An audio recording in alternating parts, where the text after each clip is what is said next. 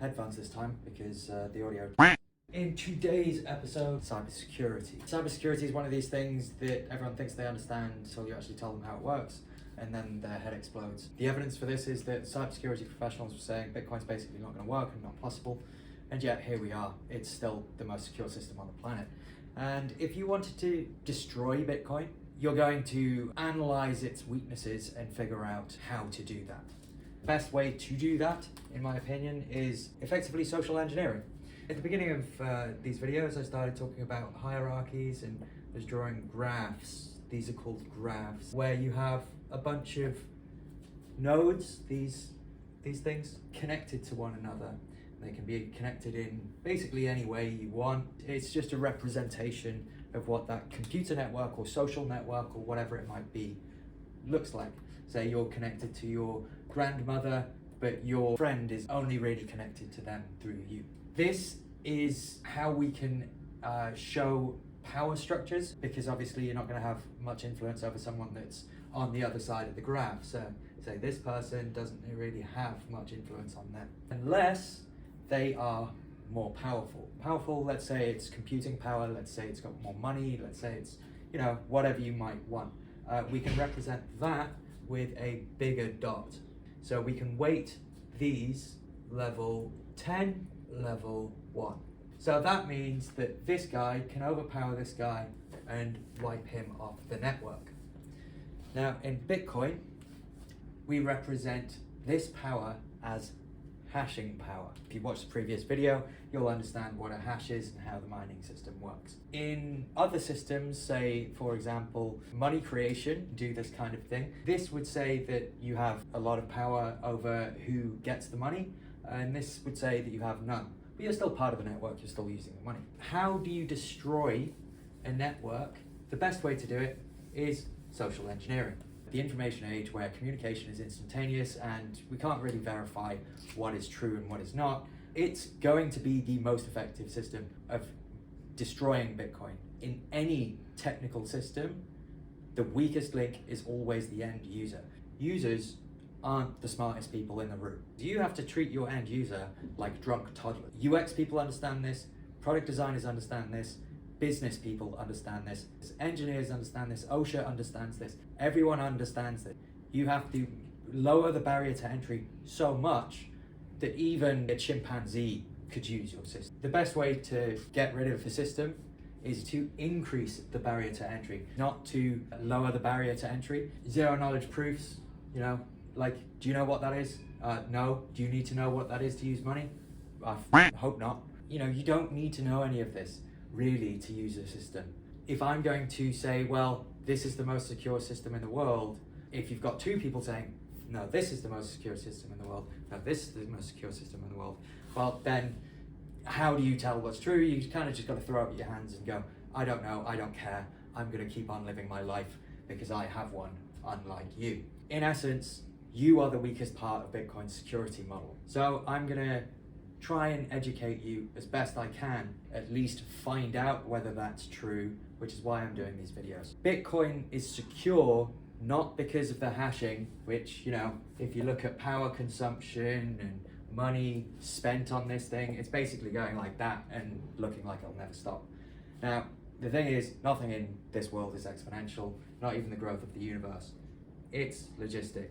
It has a limit. Nothing is completely unbounded or unlimited or infinite. Everything has limits.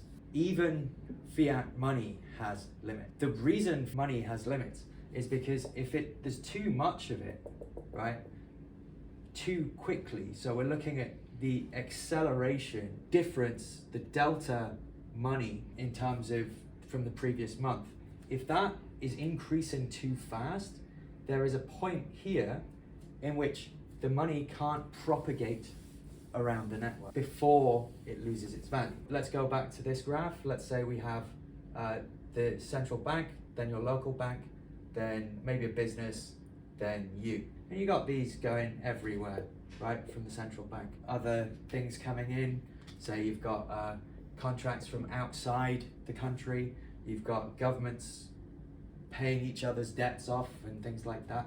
You've got money coming in this system and leaving this system. Go on holiday, employer decides to do a project outside of the country, your bank pays another country's debt.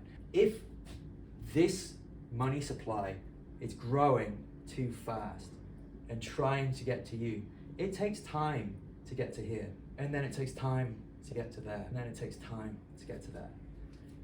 If this time between you two is too short, the money becomes worthless, because there is no close to the loop.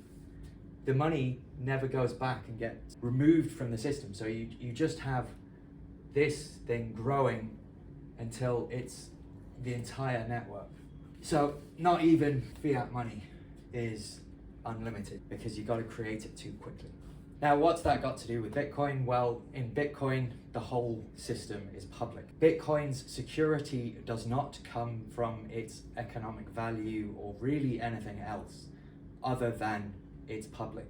That means if you want to commit a crime, in that I give you a check, wash the signature off, change the amount, and then redo it all, you've committed fraud. You have to admit to that fraud in public. Very, very few people in this world commit crimes in public, and those that do, well, they tend to get caught very quickly.